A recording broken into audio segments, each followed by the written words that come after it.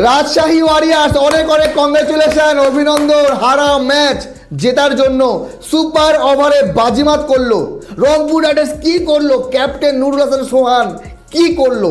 রংপুরের জেতা ম্যাচ, কিন্তু রংপুর এইভাবে ম্যাচটা হারবে? ফুল ক্রেডিট রিপন মণ্ডল। রাজশাহী ওয়ারিয়ার্সের দুর্দান্ত একজন বলার পেয়ে গেল, আর যেই লেভেলের বলিংটা করলো, আজকে 2 ওভার বল করেছে, 20তম ওভারে 2 উইকেট।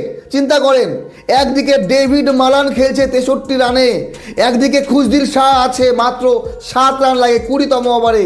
রিপন মণ্ডল বল হাতে, এই রানটা হয়ে যাওয়ার কথা, খুশদিল শাহ আউট হয়ে যায়। তারপরে আসে নুরুল হাসান সোহান, 4 মারে, পেছন দিকে একটা বল চলে যায়, 2 রান হয়। তো এই ম্যাচ রংপুর জিতে গেছে।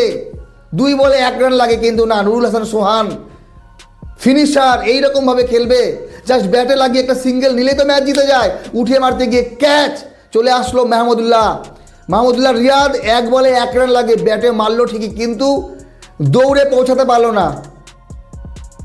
তো মাত্র 6 রান দিয়ে 2 উইকেট নিয়ে রিপন মণ্ডল ম্যাচ সেরা, প্লেয়ার অফ দ্য ম্যাচ ভাই আমার কাছে। সুপার ওভারে যেই লেভেলের বলটা করলো, সুপার ওভারে ওই 6 রানই দিয়েছে, যার মধ্যে 2টো ওয়াইড। কাল মায়ার্সকে আউট করেছে রিপন মণ্ডল। তো আজকে রাজশাহীর হিরোকে অবশ্যই রিপন মণ্ডল দুর্দান্ত বোলিং দেখালো। রিপন মণ্ডল যেটা করলো মুস্তাফিজুর রহমান করতে পারেনি। দেখেন, সুপার ওভারে 6 রান ডিফেন্ড করা সহজ না, মুস্তাফিজুর রহমানের দ্বারা সম্ভব ছিল না। যদি 12-14 রান হতো তাহলে মানা যেত। তো তানজিদ তামিম 2টো 4 মেরে ম্যাচ শেষ করে দিল। তো এই মুহূর্তে পয়েন্ট টেবিলে সবার ওপরে কে? রাজশাহী চলে গেল। যদি রংপুর ম্যাচ জিততো তাহলে রংপুর পয়েন্ট টেবিলে সবার ওপরেই যেত। তো এখন 6 পয়েন্ট নিয়ে রাজশাহী সবার ওপরে, তারপরে সিলেট, তারপরে আছে গিয়ে রংপুর। বাকি খেলা এখনও অনেক খেলা বাকি। আজকের ম্যাচের প্লেয়ার অফ দ্য ম্যাচ অবশ্যই আমার তরফ থেকে রিপন মণ্ডল। বাকি ডেভিড মালান রংপুরের হয়ে ভালো ব্যাটিং করেছে, তবে হৃদয় 53 রান করেছে। আর এদিকে যদি বলি রাজশাহীর হয়ে সাহেবজাদা ফারহান 65 রানে একটা ইনিংস খেলে, নাজমুল শান্ত 41 রানে একটা ইনিংস খেলে। মোটামুটি বলা যায় নাজমুল শান্ত কিন্তু ভালো টাচে আছে। তো এই ম্যাচ ডিজার্ভ করে রংপুর, কিন্তু জিতে গেল রাজশাহী। একদম ফুল ক্রেডিট ভাই, এক কথায় ফুল ক্রেডিট রিপন মণ্ডল। আসি আজকের ম্যাচ, দিনের প্রথম ম্যাচে। আজকে সিলেট ঢাকাকে হারিয়ে দিয়েছে মাত্র 6 রানে, মানে শুধু 6-এর গল্প। ঢাকা হারলো 6 রানে, রংপুর 6 রানে বেশি করতে পারছে না, কি অবস্থা।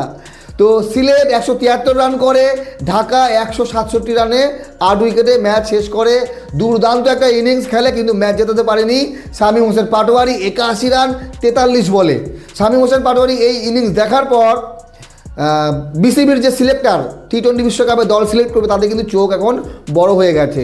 শামীম হোসেন পাটোয়ারিকে আমি প্লেইং 11-এ কি স্কোয়াডেও রাখিনি, কারণ তার যা পারফরমেন্স ছিল। কিন্তু বিপিএলের পারফরমেন্স হিসেবে যদি শামীম হোসেন জায়গা পায়, তাহলে রিপন মণ্ডলও কিন্তু 2026 বিশ্বকাপে জায়গা পাওয়া উচিত। আপনাদের কি মনে হয় সেটা কমেন্ট করে জানাবেন।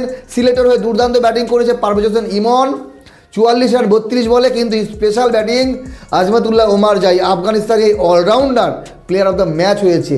50 রান 24 বলে এবং 4 ওভারে 40 রান দিয়ে 3 উইকেট। তো সিলেটও ভালো জায়গায় পৌঁছে গেল। বাকি এতটুকুই বলার আছে, সুপার ওভারগুলোতে যদি 5 রান 6 রান হয় তাহলে সেই ম্যাচ জেতা সম্ভব না। আর রংপুরের ইজি জেতা ম্যাচ ছিল, খুবই ইন্টারেস্টিং ম্যাচ হয়েছে। সবাই হয়তো ক্রিকেট উপভোগ করেছে, ভালো একটা ক্রিকেট। কিন্তু খুশদিল শাহ, নুরুল হাসান সোহান এবং মাহমুদুল্লাহ রিয়াদ, এই 3টে নাম থাকার পরও যদি রিপন মণ্ডলের এগেনস্টে শেষ ওভারে 7 রান করতে না পারে, তাহলে প্রশ্ন উঠে আসে মানসিকতার। দল যথেষ্ট স্ট্রং দল। আমি আবারও বলছি, রংপুর রাইডার্স বিপিএল 2026-এর সবথেকে বেশি শক্তিশালী দল। আশা করি ফাইনাল খেলবে, কিন্তু একটা ম্যাচ হারা বড় বিষয় না, এখান থেকে শিখতে হবে। ইজি জেতা ম্যাচ, সহজ ম্যাচ হেরে গেল। ভালো থাকবেন সবাই, ধন্যবাদ।